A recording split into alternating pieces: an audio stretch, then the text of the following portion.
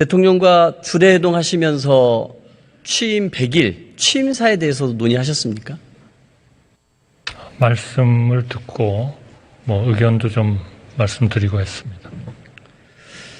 취임 100일 회견에서 민심을 겸허히 받들겠다고 하셨지만 실제 그 내용을 보면은 구체적인 반성과 사과는 없고 자화자찬만 있다라는 평가가 있었습니다. 어떻게 총리는 생각하십니까?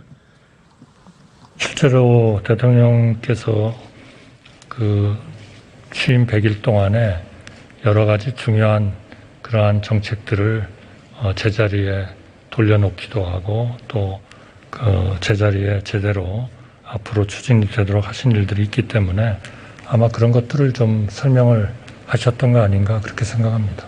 그래요. 취임 초반에 이렇게 지지율이 24%까지 떨어졌습니다. 그 즈음에 대통령의 100일 취임이 기자회견이 있었거든요. 국민들은 적어도 그런 자리에서 대통령 입으로 국민들께 죄송하다 이 말씀 한마디 듣고 싶어 하지 않았을까요? 어떻게 생각하십니까? 글쎄요. 저도 여러 나라의 외교관으로 근무도 해보고 했습니다만 대통령이 그 100일이나 어느 기간이 지났을 때 지지율이 낮다 그래가지고 죄송합니다라고 사과하는 것은 사실 못 봤습니다. 그 지지율 낮은 이유가 무언가 문제가 있기 때문 아닙니까? 인사 참사도 있고 재난 대응에 대한 참사도 있고 외교 참사도 있고 여러 가지 것들을 우려하기 때문에 국민들의 지지가 상상할 수 없는 수준으로 떨어진 거 아닙니까? 여러 가지 원인이 있을 수 있겠죠. 그러나 그것은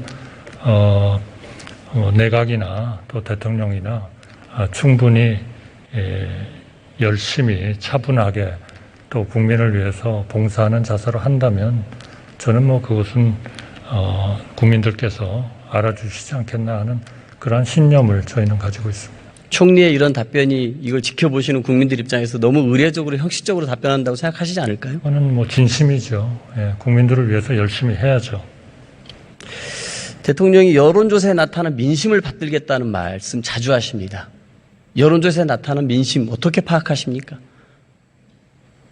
글쎄요. 이번에 여러 가지 일도 그렇고 말하자면 국민들이 이건 좀 이렇게 됐으면 좋겠다라는 그런 의견이 있으시면 그 의견을 따르려고 노력하시는 그런 모습들이 조금 보인다. 저는 오히려 그렇게 생각하고 있습니다. 아니 여론조사에 나타난 민심을 어떻게 파악하시냐고요?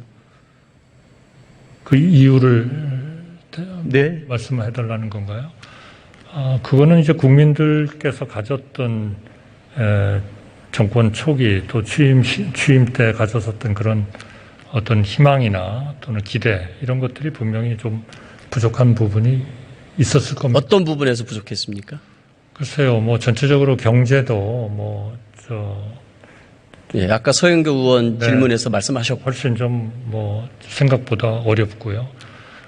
저희는 그것이 왜 그런 현상이 일어나는지를 저희가 과거 2008년에 국제금융위기 때와는 달리 그 원인을 알고 있고 그래서 관리할 수 있다고 생각하고 있고 그리고 그걸 극복할 수 있다고 생각하고 있지만 국민들은 매일매일 닥치는 그런 어려움에 대해서 훨씬 더 민감하게 반응을 할 수 있다. 저는 그렇게 생각합니다. 총리가 애써 외면하시는지 모르겠습니다만 여론조사에서 보면 부정적으로 평가하는 이유 중에 가장 큰 게 인사참사입니다. 인사실패. 인정 안 하십니까? 그거는 일률적으로 얘기하기는 좀 어려울 것 같습니다. 그런데 왜 국민들은 이렇게 인사참사라고 얘기할까요? 글쎄요. 국민들의 생각과 이렇게 동떨어지게 총리께서 생각하시고 말씀하시면은 너무 이렇게 겉돌고 국민 마음을 못 얻는 거 아니겠습니까? 그러나 이제 그런 것들을 받아들이셔서 예를 들면 대통령실 같은 데도 좀 더 효율적으로 개편을 해보자. 이래서 사람들도 좀 바꾸고 그러시는 거 아닌가 싶습니다. 그러니까 그 쇄신의 출발은 자성이죠. 반성이고 그 지점이 있어야 쇄신할 거 아니겠어요? 국민들도 그래야 새롭게 봐주지 않겠습니까? 지금 총리처럼 그렇게 계속 하나만 말씀하시면 국민들이 인정하겠습니까? 문제가 있다고 생각하니까 바꾸시지 않겠습니까? 인사참사가 핵심이라는 국민들의 지적 어떻게 보십니까? 그 중에 하나다. 저는 그렇게 생각합니다. 하나다. 총리께서는 인수위 시절 강요에 대한 추천권을 행사하셨죠? 네, 그렇습니다. 지금도 헌법에 의한 인사제청권 명실상부하게 행사하고 계시죠? 네, 하고 있다고 생각합니다. 인사 원칙은 대통령 말씀처럼 능력과 인품 맞습니까? 네, 그걸 제 1로 지금 생각하고 있습니다. 최근 총리께서 제청한 장관 후보자 누구입니까? 최근에는 보건복지부 장관입니다. 박순애 전 부총리도 추천하셨습니까? 그 부분은 제가 교육 분야에 대한 아무래도 좀 지식이 부족해서 그 부분은 딴 분들이 많이 추천하시는 거를 같이 옆에서 거들기만 했습니다. 제가 그렇게 주도적인 역할은 하지 않았습니다. 거들기만 했다라는 것은 헌법에 보장된 총리의 제청권을 행사하지 않았다는 것입니까? 아니면 그의 제청권을 누구에게 넘겼다는 겁니까? 그런 인사에 대한 추천은 여러 군데에서 올 수가 있기 때문에 그런 분들을 저도 검토를 하고 대통령께서도 검토를 하고 그렇게 해가지고 하나의 그 결정을 이루어가는 그러한 과정을 밟는다는 말씀을 드립니다. 헌법에 보장된 총리의 제청권을 박순애 전 부총리에 대해서 행사하셨습니까?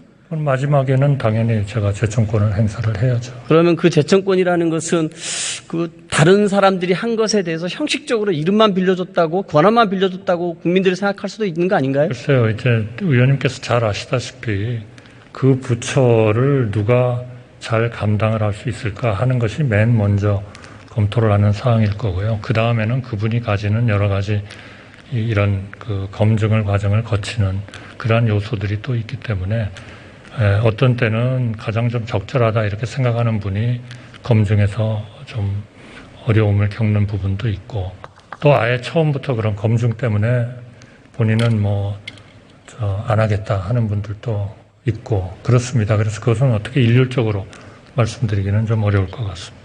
총리 말씀 종합하면은 굉장히 박순애 전 부총리에 대한 제청권은 형식적으로 행사가 된 것이네요. 아니 제가 하나의 이니셔티브를 가지지는 않았다는 말씀을 드리는 겁니다. 참 어려운 말입니다.